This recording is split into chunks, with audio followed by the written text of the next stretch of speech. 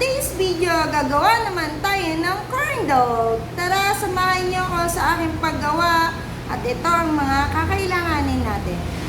So guys, ito ang ating ingredients. 2 and 1/4 cups ng all-purpose flour.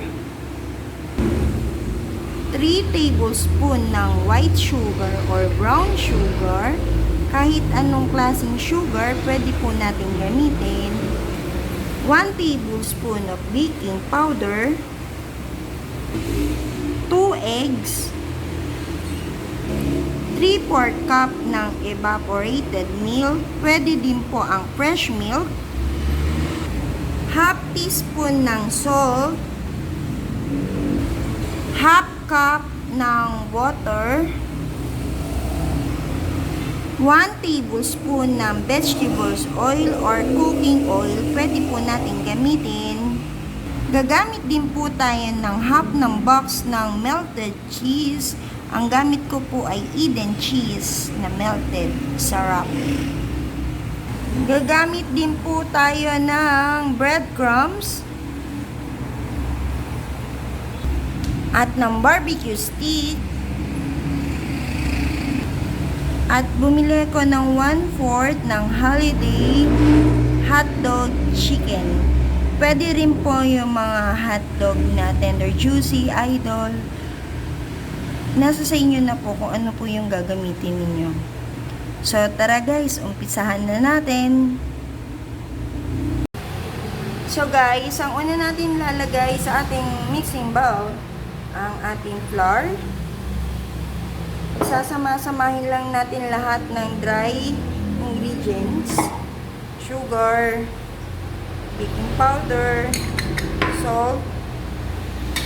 Mix po natin.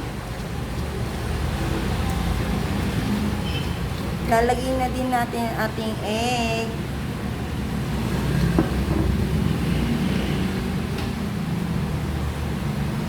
Ang ating evaporated milk.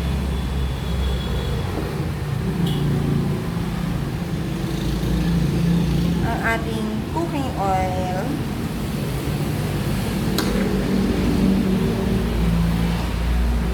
Add na rin natin ang ating water, pero half lang muna. Kasi hindi pwedeng masyadong malabnaw. So, dapat kailangan medyo sticky para kumapit sa ating hotdog. So, lagay tayo ulit ng konti.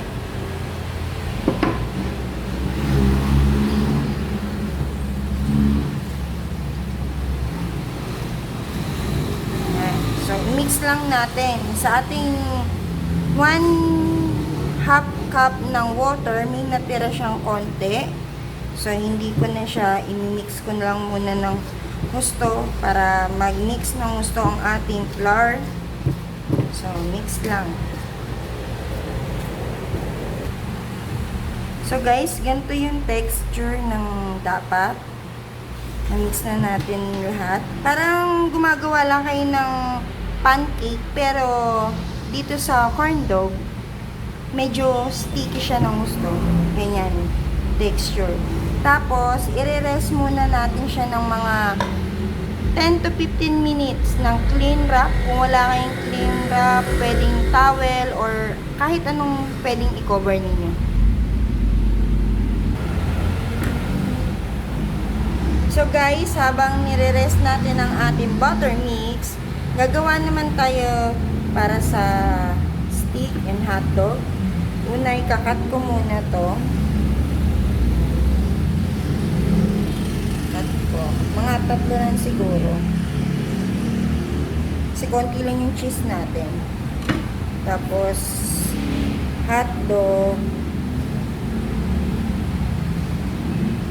Tapos, cheese. Kinat ko lang yung cheese na sinlaki ng hotdog. Tapos, hotdog ulit. Yan. So, ganyan yung style. Ulit-ulitin lang natin.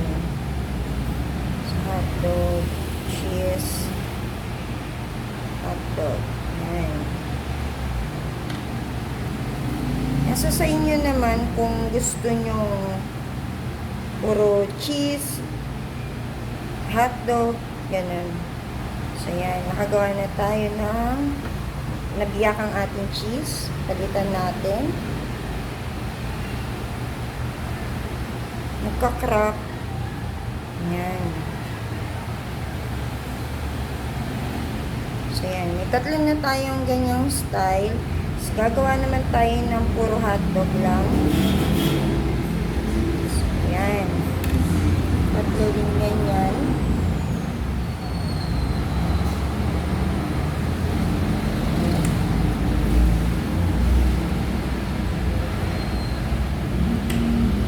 Tapos, magkakat tayo ulit ng hotdog. Tapos, lahating hotdog. Tapos, cheese. Medyo maliit yung cut ko ng cheese, kaya nabibiyak. So, palit tayo ulit. Ayan.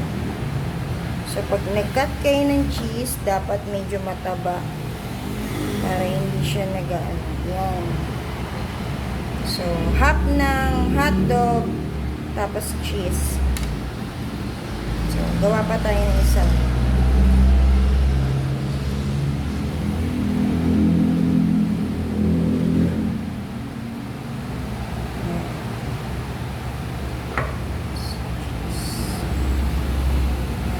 So, pinagkasya ko lang yung cheese natin. So, yung natira pang dalawa, stick na rin natin.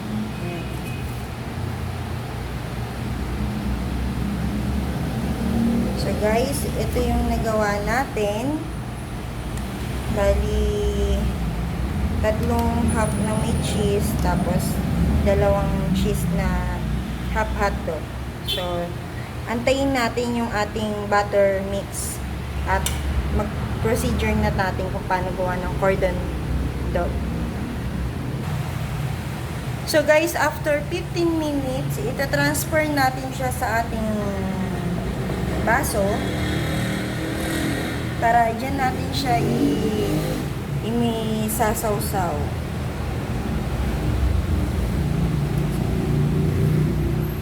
Dapat puno.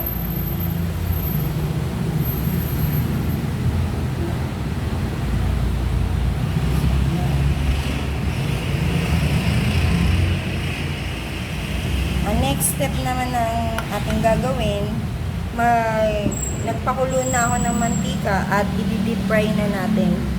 Tara. So guys, nagpainit na ako ng oil. So, medyo mainit na. So, gagawa na tayo. Yan. Dip na natin ang ating hotdog. Tapos cover lang natin. Dapat lahat cover. Kaya dapat mas cover lahat ng hotdog. Tapos lalagay natin sa breadcrumbs. Ayan. So ikot lang natin. So malinis ang aking kamay. Nagugas ako. Ayan, dip natin.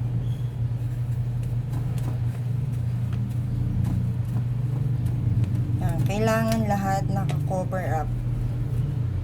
So, fry na natin. Uulitin lang natin ang ating procedure.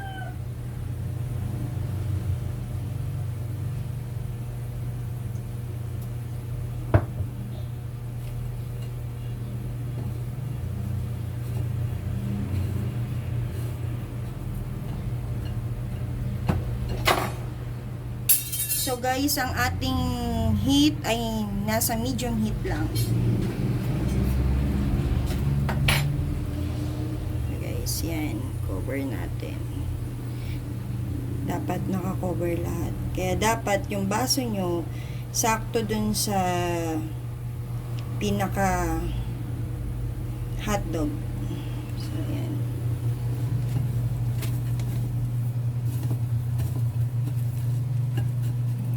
Ulit-ulitin nyo lang. Yan.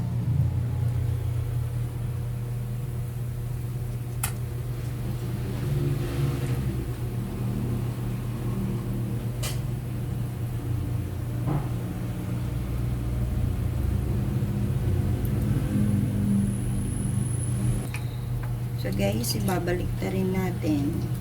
Mga golden brown. So, yan. Matutuwa na naman ang ating mga pamangkin. So, guys, antayin lang natin mag golden brown. Yan. Luto na yun.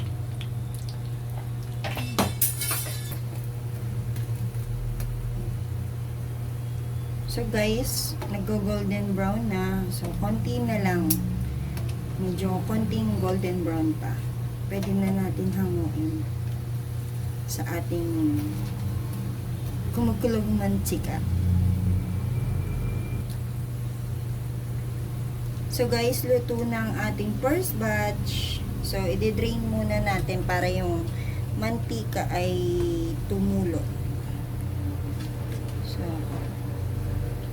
So guys, dahan-dahan lang po kasi kanina naiwan yung hotdog na may na may cheese. Yan, cover up natin siya ng gusto.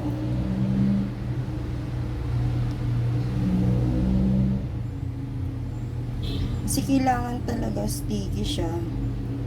Kaya yan.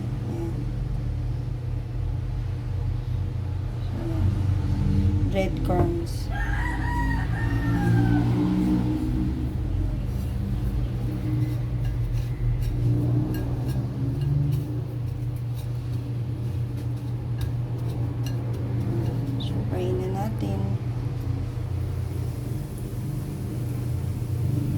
So, ulitin lang natin yung procedure.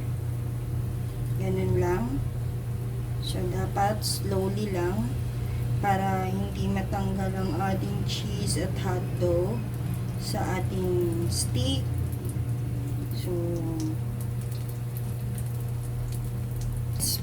paulit-ulit lang yung gagawin natin.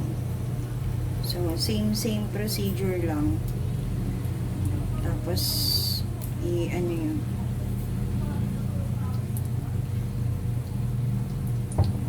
Yan guys, kita nyo golden brown na. So, ito luto na. Drain na natin.